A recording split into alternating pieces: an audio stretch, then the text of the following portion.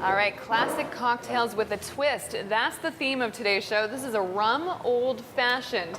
August Long Weekend is coming up next weekend, and today we're going to show you how you can impress your guests, wow them with garnishes, with some flourishes, and really bring those drinks to the next level. We have Nicolas Villalon with us today, a mixologist who's going to show you those skills. But before any of that, we head to the U of A with Shaw TV's Tim Dancy, where a climate change student has brought his career full circle. And we can't talk about climate change without asking your opinion. That brings us to today's Hot Button Question.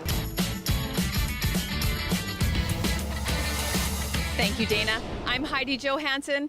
With our summers heating up and our winters getting colder and longer, we want to know, who do you think is responsible for climate change? I think on a day-to-day basis, I think it's important to feel some sort of responsibility to the environment, but I don't think in terms of making a global impact that an individual's carbon footprint is going to make the big difference. It's going to come more from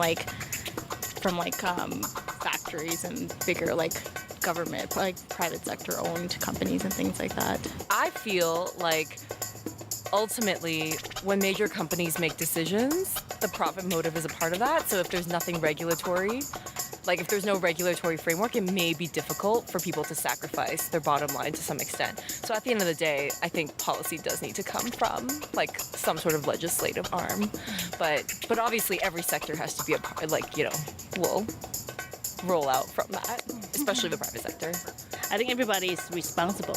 Even at an individual level. Yes. What do you do personally to help with that?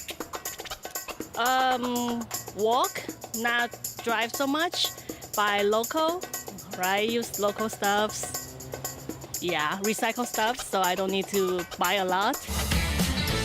Speaking of climate change, when it's hot out, I really like to enjoy a nice cold drink. This is a rum old-fashioned that Nicholas whipped up at the top of the show. And we're also going to be making the ultimate daiquiri, as well as show you some fun stuff with garnishes. So stay tuned for all of that.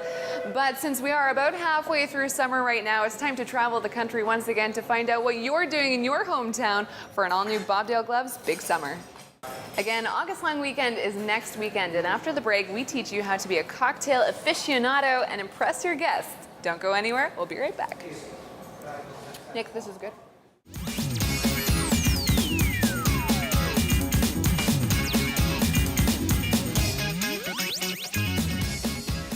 Welcome back with August Long Weekend coming up next weekend. What better way to impress your guests than making one of the most classic cocktails, but doing it so well they never forget it. If you're just tuning in now, this is Nicholas, our mixologist on location, and he's going to show us how to make the ultimate daiquiri. This is not the daiquiri you get at the all-inclusive resort that's so sweet it's hard to drink it at all. This is an elegant, professional, ultimate daiquiri. So stay tuned, we're going to show you how to make it, how to shake like a pro. But first, we traveled to Tees, Alberta to Serenity Ranch for a sneak preview of our next episode of Sherwood Dodge Road to Hope. In the summertime, when you're enjoying one of these, it's often easy to forget that for some organizations, this is the time when they need us the most. Up next, volunteer producer Mackenzie Scott takes us to the Edmonton Humane Society, where they're currently running at maximum capacity. All right, Nicholas, the ultimate daiquiri. What do we need to make this? Well, this is going to be the very purified version. It's actually one where we can stir our rum in our cocktail instead of kind of losing it as you would in a cocktail that you would get in, let's say, all-inclusive resort. Right, so the really sugary blended daiquiris that you get on a patio in the summertime, almost too sweet to drink, we're not making one of those. No, this is going to be much more refined, much more refreshing, perfect for summer. Okay, let's get right into it. So what you want to get first is some ice. Ice is very important. Allows you to get the dilution you need in the cocktail to make it balanced. Okay. Start with a full shaker of ice, and then you want to just use your rum. You want to use a dry rum, one that's not going to be too sweet, just to make sure that you don't get that overwhelming sweetness in your cocktail. So here we're going to be using Brugal Extra Dry, a dry white rum. You want to do about 2 ounces of rum. Ooh. Well, it is the summer, right? Exactly. So 2 ounces of rum. And you were saying that this drink was popularized in the 1940s by Ernest Hemingway. Exactly. That was one of his favorite cocktails.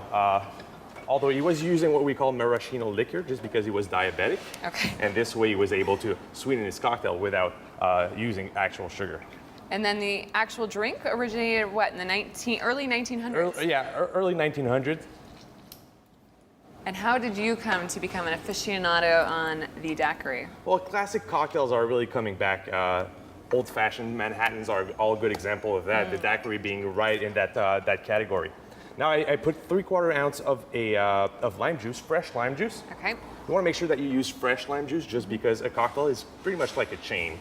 It's only as strong as its weakest ingredient, right? Fair enough. So you're using a premium rum, you want to use a fresh lime juice as well. And everything tastes better with fresh ingredients. Exactly. You can definitely taste the difference in the end product. And then we put a bit of simple syrup, which is basically only water and sugar, Okay. just to sweeten and balance the cocktail. I usually make that at home myself. There you go. And Now the fun part. yeah, you want to give it a good shake. Okay. Now you're shaking it to wake it. You're not rocking it to sleep. So you got to put your back into it. All right. And I want to give this a go before you pour that.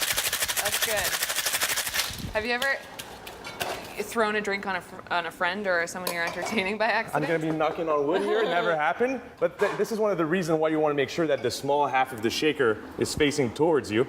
This way it's not going to, if ever it flies out, not going to spray your guest. Can I give it a go? Yes, please. Okay, Go ahead. So like that, Yeah. and then small cup towards me, and It looks much easier than it actually is, isn't it? I'm not sure if I got the rhythm down. This way or like. That's it. Yeah, that There was we go. perfect. Takes a bit of Okay, practice. yeah. All right, and then This Okay. is the hard Oh. part. So you need to Wait. actually break the seal.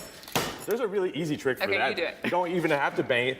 Just want to get the straight side of the shaker, and then you can just push 90 degrees on that. on your And thumb, it's with your thumbs. Like and so, then- what yeah. he's doing is popping it like out. this. It pops, Nice. and it's open. All right, let's pour.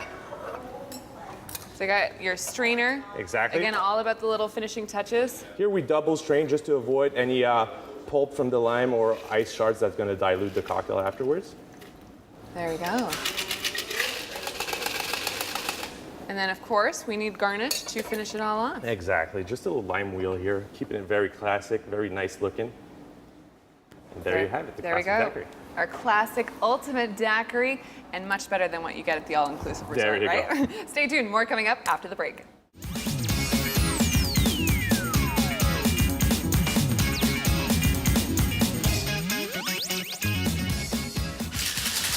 Welcome back, and that is how you shake like a pro. I'm not sure if you missed my miserable attempt to shake it to wake it before the break, but again, Nicola is showing us how to make the ultimate daiquiri. Here it is again, the classy daiquiri, not the super sweet daiquiri. And coming up in the show, we're going to show you how to garnish like a pro to really impress your guests with August Long Weekend coming up next weekend. So stay tuned for that. But before we continue our conversation about drinks, we learn a heartwarming story about food.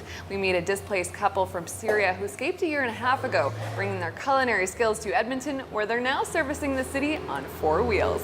So we've all heard of a G&T. Today we're making a rum and tea. So we already have our rum and our tonic in the cup. Now to really wow your guests, what's something different you can do with garnishes? Exactly. You don't necessarily need to go in very complicated cocktail to impress your guests. Sometimes just a nice garnish is going to be enough to wow them. Here we're going to add a bit of cucumber to our rum and tonic just to make it extra fresh and look extra crispy. I love cucumber in drinks. Yes, and it's really easy. You just want to use a very thin slice of cucumber and using a spoon, kind of wrap it around the side of your glass, such as this. So this is what takes the drink from something you would just pour super quick to something that looks like you would order at a restaurant. Exactly. They take that time and energy and really want to wow you. And it also changes the flavor profile of the drink as well, and it enhances the taste of the rum. Exactly. It helps bring out the fresh flavors from our rum. Look at that, very nice and finishing touches. Nicholas, thanks so much for being on the show Thank you for today. having me. And there we go, our rum and tea with cucumber. Before we go, here is your on-the-go calendar. All right, looks like Nicholas is getting another drink ready, but that is it for us. We're just wrapping up now. However, we do want to know, how are you going to impress your guests August Long Weekend with your cocktail skills? Tweet us at ShotTV EDM. I'm your host, Dana Giesbrecht. We'll see you next time.